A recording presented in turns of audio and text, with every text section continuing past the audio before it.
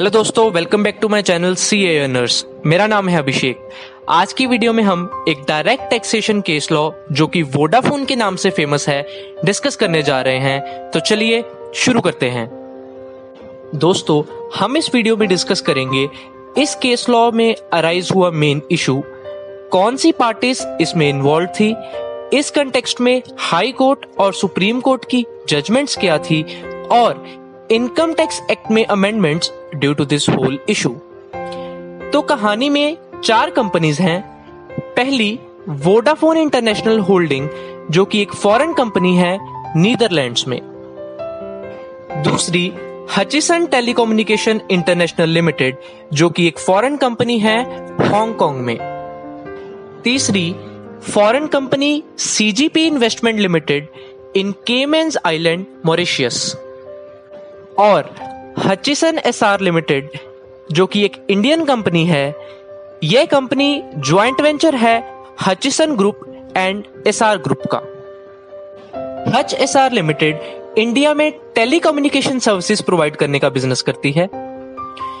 दोस्तों, Hutchison Hong Kong ने CGP investment में 10,000 करोड़ की इन्वेस्टमेंट से उस कंपनी में 100% स्टेक एक्वायर किया है, जिससे कि CGP investment limited Hutchison Hong Kong की होली ओन्ड सब्सिडरी बन गई।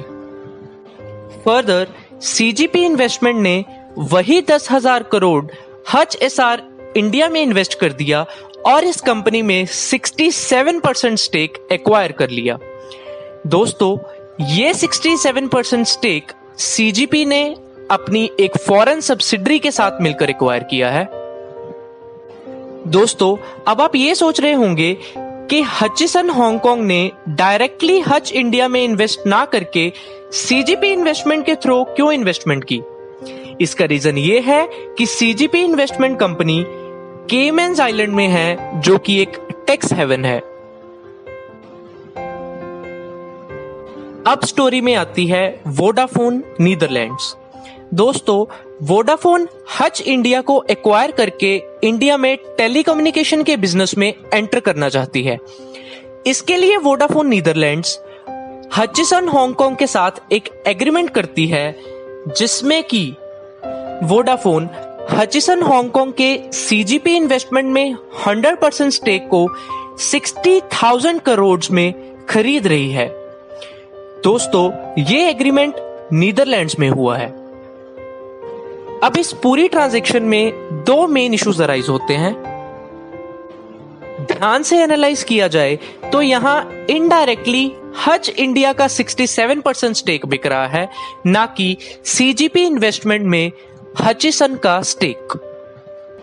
इससे फर्स्ट इशू अराइज हुआ कि क्या हचिसन हांगकांग के हाथों में कैपिटल गेन अराइज होगा, क्योंकि ये 60,000 करोड़ की इनकम जो हचिसन ने वोडाफोन से रिसीव की वो बेसिकली अर्न की गई है towards sale consideration of transfer of its interest in Hutch India. और दूसरा इशू अराइज हुआ कि क्या वोडाफोन इस 60,000 करोड़ की पेमेंट पर टीडीएस डिडक्ट करेगी? इस ट्रांजैक्शन को डीपली एनालाइज करने के बाद इनकम टैक्स डिपार्टमेंट ने वोडाफोन को शो कॉज नोटिस इशू करके पूछा कि बताइए, हम आपको टीडीएस डिडक्ट ना करने की वजह से असेसी इन डिफॉल्ट क्यों ना माने? दोस्तों, यहां पेमेंट हो रही थी Vodafone to Hutchison Hong Kong for transaction entered outside India, लेकिन चाहे ये ट्रांजैक्शन आउटसाइड इंडिया हुई है, पर इनडायरेक्टली ट्रांसफर तो हच इंडिया में की गई इन्वेस्टमेंट ही हो रही है। तो ये था main issue and parties involved. Show cause notice मिलने के बाद वोडाफोन ने इस नोटिस की लीगल वैलिडिटी चैलेंज करते हुए हाई कोर्ट में रिट पिटीशन फाइल कर दी। बॉम्बे हाई कोर्ट ने जजमेंट दी कि सीजीपी इन्वेस्टमेंट के शेयर की ट्रांसफर करने का डोमिनेंट पर्पस था इंडियन कंपनी हच में कंट्रोलिंग इंटरेस्ट ट्रांसफर करना, और इस एक्विजिशन से वोडाफोन ने इंडिया में सोर्स ऑफ इनकम एक्वायर कर लिया है। चाहे कॉन्ट्रैक्ट आउटसाइड इंडिया किया गया है, लेकिन एसेट तो इंडिया में सिचुएटेड है। Therefore Vodafone was liable to deduct TDS और जो show cause notice income tax department ने वोडाफोन को इशू किया है वो वैलिड है और बॉम्बे हाई कोर्ट ने वोडाफोन की रिट पिटीशन डिसमिस कर दी। इस जजमेंट की वजह से वोडाफोन को भारी पेनल्टी लगने वाली थी और रेवेन्यू डिपार्टमेंट को बहुत फायदा होने वाला था। तब वोडाफोन ने फर्दर सुप्रीम कोर्ट में हाई कोर्ट के डिसीजन के अगेंस्ट रिव्यू पिटीशन फाइल कर दी। सरप्राइजिंगली सुप्रीम कोर्ट ने हाई कोर्ट का डिसीजन रिवर्स कर दिया और कहा कि इस केस में इंडियन एओ की कोई टैक्स जुरिस्डिक्शन नहीं है as transaction took place outside India, thus this whole transaction become non-taxable in India। जैसा कि हमने डिस्कस किया कि रेवेन्यू डिपार्टमेंट को इस केस से खूब बेनिफिट होने वाला था।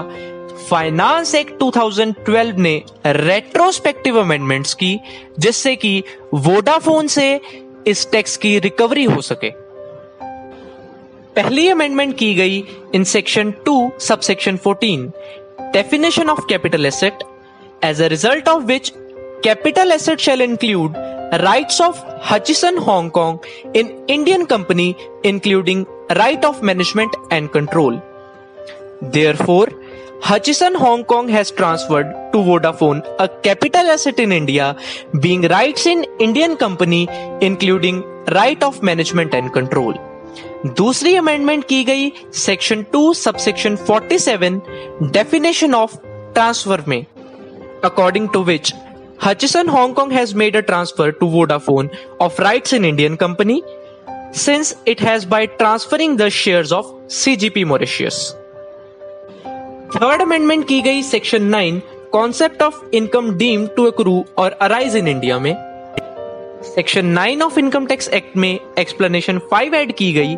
For the removal of doubts it is hereby clarified that an asset or a capital asset being any share of interest in a company incorporated outside India shall be deemed to be and shall always be deemed to have been situated in India if the share or interest derives its value substantially from the assets located in India.